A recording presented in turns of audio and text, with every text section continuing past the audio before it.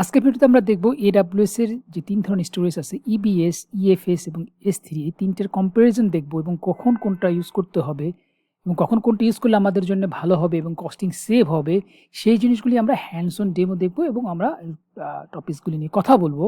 তো ভিডিওটা শুরু করার আগে জাস্ট একটা কুইক রিমাইন্ডার, যারা আপনি এখনো চ্যানেল সাবস্ক্রাইব করেনি তারা অবশ্যই চ্যানেল সাবস্ক্রাইব করবেন, বিকজ আমাদের 40 ডেজ কোর্সটা শেষ হওয়ার পরেও আমি DevOps এবং ক্লাউডস নিয়ে অনেক প্রফেশনাল ভিডিও করব, যেটা আপনাদের প্রফেশনাল ক্যারিয়ারে অনেক কাজে লাগবে। সো নাও ভিডিওটা শুরু করা যাক। সো কম্প্যারিজন এটা একটা ইম্পর্টেন্ট জিনিস, কারণ আমাদের কখন কোন স্টোরেজটা ইউজ করলে আমাদের জন্য ভালো হবে সেটা জানাটা খুব বেশি দরকার। তো এখানে একটা কম্প্যারিজনের আমি একটা টেবিল করে রাখছি। তো এখানে ফিচার EBS একটা টাইপের স্টোরেজ, EFS একটা টাইপের স্টোরেজ, S3 3টে স্টোরেজ এবং 3টে টপিকস নিয়ে আমরা অলরেডি হ্যান্ডস অন ডেমো দেখেছি। তো টাইপসটা কি? EBS হচ্ছে গিয়ে ব্লক টাইপের স্টোরেজ, দ্যাট মিনস ব্লক আকারে একটা সেভ হয়, এবং EFS হচ্ছে ফাইল সিস্টেম, তো ফাইল সিস্টেম ডাটা সেভ হয়, এবং S3 হচ্ছে অবজেক্ট টাইপ, তো অবজেক্ট টাইপ আকারে ডাটা সেভ হয়। তো অ্যাটাচমেন্ট কি করতে পারি? এই EBS এর ক্ষেত্রে আমরা শুধু সিঙ্গেল একটা EC2 ওই EBS এর সাথে অ্যাটাচ করতে পারি, মাল্টিপল EC2 অপশন কোনো নাই। তো দ্যাট মিনস একটা EBS এর সাথে আমরা 2-3টে EC2 একসাথে কানেক্ট করতে পারবো না। ওইটা করার জন্য আমাদের EFS লাগবে। তো EFS এর মধ্যে আমরা মাল্টিপল EC2 কানেক্ট করার এই ফ্যাসিলিটিটা আছে। দ্যাট মিনস একটা স্টোরেজের সাথে আমাদের মাল্টিপল EC2 যদি হয়, তো মনে করেন server A, server B, server C সবগুলো সার্ভারই ওই একটা স্টোরেজ থেকে ডাটা শেয়ার করতে পারবে। তো এটা কখন আমাদের লাগে? যে মনে করেন আমাদের একটা স্টোরেজ থাকলে যেটা ডাটা খুব ফ্রিকোয়েন্টলি বাড়ে, সেই ক্ষেত্রে আমরা EFSটা ইউজ করব। তাহলে কি লাভটা হবে? তাহলে লাভটা হবে এটাতে আমাদের যে ওয়েবসাইট আছে সেটা যদি ইউজেসটা বেড়ে যায়, তাহলে খুব কুইকলি অটো স্কেল হইতে পারবে, মানে অটোমেটিক্যালি সার্ভারটা বেড়ে যেতে পারবে। তো যদি স্টোরেজটা নিয়ে করতে হইতো তাহলে তার আরেকটা সেম লেভেলে সার্ভার যদি আমি করতে চাইতাম তাহলে সময়টা একটু বেশি লাগতো। এই কারণে সেই ক্ষেত্রে আমরা EFSটা ইউজ করব, এবং S3 থেকে ইন্টারনেট API এইসব ক্ষেত্রে আমরা অ্যাটাচ করতে পারি। কেসটা কি? আমরা OS এর ক্ষেত্রে বা DBর ক্ষেত্রে আমরা EBSটা ইউজ করি, আর কোনো অ্যাপ্লিকেশন শেয়ার করতে চাইলে আমরা EFS ইউজ করি। আর S3 এর ক্ষেত্রে আমাদের ব্যাকআপ করার জন্য অথবা স্ট্যাটিক ফাইল রাখার জন্য, কোনো ইমেজ রাখার জন্য এই ক্ষেত্রে আমরা S3 ইউজ করি। মাউন্ট EBS এ মাউন্ট করা যায়, EFS এ মাউন্ট করা যায়, বা S3 তে কোনো মাউন্ট অপশন করার কোনো অপশন নাই, বাট API দিয়ে অ্যাক্সেস করা যায়। সো হ্যান্ডস অন ডেমোতে আমরা প্রথমে আলোচনা করব EBS নিয়ে। তো যেটা আমরা বললাম অ্যামাজন ব্লক স্টোর। সো এটা হচ্ছে গিয়ে অ্যাটাচ কিভাবে করতে পারি একটা EC2 সাথে। তো এইটার আমরা অলরেডি ভিডিওটা করে ফেলেছি। তো আপনার যে রাইট সাইডে যেই ভিডিওটা আছে ওই ভিডিওটা দেখলে আপনারা জিনিসটা আবার ক্লিয়ার হয়ে যাবে। তো আমরা ডিটেইলস আর ভিডিওটা দেখাচ্ছি না, যেহেতু আমরা অলরেডি এটা করেছি। তো আপনারা রাইট সাইডে ভিডিওটা দেখে নেবেন। তো আমরা জাস্ট একটা ওভারভিউ দিয়ে, যেহেতু আমরা মাউন্ট কি করি, আমরা LSBL কি দিয়ে আমরা লিস্টগুলি দেখতে পারি। দেন আমরা MKFS দিয়ে আমরা ফরম্যাট করতে পারি। তো আমরা ফরম্যাট করলাম, একটা ডিরেক্টরি ক্রিয়েট করলাম, এবং ওই ডিরেক্টরিটা আমরা এই যে নামটা দিলাম এটার আমরা মাউন্ট করলাম। দেন আমরা টেস্ট করতে চাইলে ওই ফোল্ডারে ঢুকবো, ফোল্ডারে একটা ফাইল ক্রিয়েট করব, দেন আমরা ফাইলটা রাখবো, আমরা দেখবো যে ফাইলটা ওইটার মধ্যেই আছে। Okay, so works like a hard disk. এটা একটা হার্ড ডিস্কের মতো কাজ করবে। অনলি অপশন থেকে একটা আমরা EC2 ইউজ করতে পারি। সো আমাদের নেক্সট অপশনটা কি আসছে? EFS, ইলাস্টিক ফাইল সিস্টেম বা share file storage. That means নামটা শুনে বোঝা যাচ্ছে যে একটা স্টোরেজ যেটাকে আমরা শেয়ার করতে পারি। তো সার্ভিসটা কি? Amazon elastic file system, EFS নাম, এটা সংক্ষেপে EFS বা Amazon elastic file system. So এইটারও আমরা অলরেডি ক্লাসটা করে ফেলেছি। তো যারা ভিডিওটা হ্যান্ডস অন ডিটেলস আকারে দেখতে চান তারা রাইট সাইডের ভিডিওটা দেখে আপনার জিনিসটা ক্লিয়ার করে নেবেন।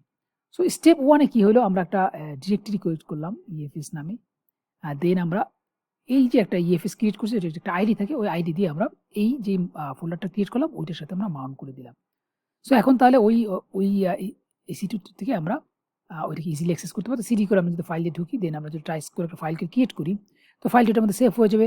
ধরুন আমরা যে আরেকটা এখন একটা EC2 ক্রিয়েট করি, যেটা দিছি যে মাল্টি ইনস্টেন্স ডেমো। তো আমরা আরেকটা EC2 ক্রিয়েট করলাম, ক্রিয়েট করে আমরা ওই পয়েন্টে মাউন্ট করলাম, মাউন্ট করে আমরা দেখবো যে ওই এক্সিস্টিং ফাইলটা অলরেডি আছে। দ্যাট মিনস তাহলে সেম ফাইল বা সেম লোকেশন আমরা মাল্টিপল EC2 এর মধ্যে আমরা ইউজ করতে পারি। তো তাহলে সেম ফাইল আমরা দেখতে পারতেছি, সেম ফাইল ভিজিবল। তো শেয়ার স্টোরেজ, তাহলে স্টোরেজটা শেয়ার হইতেছে এবং মাল্টিপল EC2 আমরা কানেক্ট করতে পারতেছি। সো এখন আমরা আসলাম 3 নাম্বার, যেটা হচ্ছে কি S3, যেটা অবজেক্ট স্টোরেজ। তো অবজেক্ট টাইপের মানে আকারে আমার ডাটা সেভ হবে। তো সার্ভিসটার নাম হচ্ছে গিয়ে অ্যামাজন S3। সো আমরা একটা ক্রিয়েট বাকেট করতে পারি। তো এইটা যারা আপনারা ডিটেলস দেখতে চান তারা রাইট সাইডে ভিডিওটা দেখে ডিটেলসটা ক্লিয়ার করে নেবেন। সো তাহলে ক্রিয়েট বাকেট করতে চাইলে আমরা ওয়েব কনসোল থেকে করতে পারি, অথবা আমরা কমান্ড লাইন থেকে জাস্ট এই কমান্ডটা দিয়ে করতে পারি, AWS3 MB মানে মেড বাকেট। দেন আমরা যে বাকেটটা করবো সেই বাকেটের নামটা আমরা দিব, এটা মাস্ট বি, এটা ইউনিক হইতে হবে। এই নামে যদি অলরেডি থাকে তাহলে হবে না। তো এই জিনিসগুলো আমরা অলরেডি জানি। তো বাকেটটা ক্রিয়েট করার পর আমরা একটা ফাইল আপলোড করবো। তো আমরা লোকাল পিসিতে একটা ফাইল ক্রিয়েট করলাম, ফাইল.txt। দেন আমরা AWS3 CP কপি, আমরা যে ফাইলটা ক্রিয়েট করলাম সেই ফাইলটার নাম এবং যে বাকেটটা ক্রিয়েট করলাম এই বাকেটটার নামটা দিলে ওই আমাদের লোকাল পিসি থেকে ওই ফাইলটা ওইখানে চলে যাবে। দেন ফাইলটা আমরা অ্যাক্সেস করতে চাই বা দেখতে চাই, আমরা কনসোল থেকেও দেখতে পারবো, ওয়েব কনসোল থেকেও দেখতে পাবো, অথবা আমরা যদি কমান্ড লাইন থেকে দেখতে চাই তাহলে আমরা AWS3 ls দিয়ে আমরা ওই যে বাকেটের নাম সেটা দিলে আমাদের বাকেটের ভেতর জিনিসগুলো দেখাবে। সো তাহলে এটা কি হলো, এটা কোনো মাউন্টিং করা যাবে না, এইটা আমরা অ্যাক্সেস করতে পারবো ভায়া API অথবা CLI দিয়ে, তবে ওয়েব কনসোল দিয়ে এবং CLI দিয়ে দুইভাবে আমরা অ্যাক্সেস করতে পারবো। এবং আনলিমিটেড স্টোরেজ, একটা প্লাস পয়েন্ট থেকে এইটার স্টোরেজে কোনো লিমিটেশন নাই, এটা আপনার যত ইচ্ছা আপনি তত সেভ করতে পারবেন। এবং এই S3 থেকে AWS সবচেয়ে পুরাতন সার্ভিস এবং এইটা সবচেয়ে লো প্রাইসের সার্ভিস। সো S3 নিয়ে অনেক ডিটেলস আছে, তো যেটা বললাম রাইট সাইডে ভিডিওটা দেখে আপনারা S3 পুরো জিনিসটা ক্লিয়ার করে নেবেন। সো রিয়েল টাইম কম্পারিজন ক্ষেত্রে আমরা কি করতে পারি, যে আমাদের যদি ডাটাবেস স্টোর করতে হয় তাহলে আমরা কোথা থেকে কোনটার মতো ইউজ করবো। তো অবভিয়াসলি আমরা EBS বা ব্লক সিস্টেম নামে নিব, যেহেতু এটা ব্লক আকারে ডাটা সিস্টেম হয়। সো তাহলে আমরা যদি ডাটাবেস এর ডাটা স্টোর করতে চাই সেক্ষেত্রে আমরা অবশ্যই EBS ইউজ করবো, আমরা EFS অথবা S3 ইউজ করবো না। সো আমরা যদি শেয়ার ফাইল রাখতে চাই, যে দ্যাট মিনস আমাদের টার্গেটটা যদি হয় যে একটা স্টোরেজ থেকে মাল্টিপ্লিসিটি ওই ডাটাটা শেয়ার করবে, সেই ক্ষেত্রে আমরা অবশ্যই EFS ইউজ করবো, আমরা EBS অথবা S3 ইউজ করবো না। এবং আমরা যদি কোনো ডাটা আমাদের ব্যাকআপ করে রাখতে চাই, অথবা কোনো ইমেজ ফাইল রাখতে চাই, অথবা কোনো ভিডিও ফাইল রাখতে চাই, সেক্ষেত্রে আমরা অবশ্যই S3 করব। এবং আমাদের এই S3 এর মধ্যে আরেকটা অপশন আছে আর্কাইভ করে রাখতে পারি। তো লং টাইম আমরা যদি আমরা রাখতে চাই যে 1 বছর পর্যন্ত বা 2 বছর পর্যন্ত আমরা ডাটাটা ফ্রিকোয়েন্টলি ইউজ করবো না, ওটা জাস্ট আর্কাইভে রেখে দেবো, যদি ইন কেস আমাদের লাগে তাহলে আমরা ইউজ করবো। সেই ক্ষেত্রেও আমরা S3 ইউজ করবো, বিকজ S3 কস্টিংটা সবচেয়ে কম এবং যখন আমরা আর্কাইভ করবো তখন কস্টিংটা আরও কমে যাবে। সো আর্কিটেকচারের ক্ষেত্রে যদি আমরা চিন্তা করি সেক্ষেত্রে কি হয়, তাহলে EC2 প্লাস EBS আমরা কখন করবো, EC2 এর মধ্যে তাহলে আমরা অপারেটিং সিস্টেমটা রাখবো, EBS এর মধ্যে আমরা একটা ভলিউম ক্রিয়েট করে ওটার মধ্যে আমরা ডাটাবেসটা রাখতে পারি। তো তাহলে OS এবং DBর ক্ষেত্রে আমরা EC2 এবং EBS নিয়ে আমরা কাজ করব। এবং আমরা যে ফাইল সিস্টেম শেয়ার করতে হয় সেক্ষেত্রে তাহলে আমরা EC2 নিব, EC2 এর সাথে আমরা EFS নিব, তাহলে এটা যদি আমাদের শেয়ার ফাইল সিস্টেম আমাদের টার্গেটটা থাকে। এবং আমাদের টার্গেটটা যদি থাকে আমরা ব্যাকআপ করবো এবং স্ট্যাটিক ওয়েবসাইট হোস্টিং করবো, সেই ক্ষেত্রে আমরা অবশ্যই S3 ইউজ করবো। রিয়েল ডেভঅপসের ক্ষেত্রে কি ইউজ করে, কুবারনেটিসের স্টোরের ক্ষেত্রে আমরা EFSটা ইউজ করি, বিকজ এটা কন্টিনিউয়াসলি ডাটা স্টোরেজ ইনক্রিজ হতেছে ইলাস্টিকের মতো। তো আমাদের ওই জিনিসটার হেডেক থাকে না যে একটা লিমিটেশন হয়ে গেলে আমাদের হার্ড ডিস্কটা ফুলফিল হয়ে যাবে, আমাদের সার্ভিসটা ডাউন হয়ে যাবে।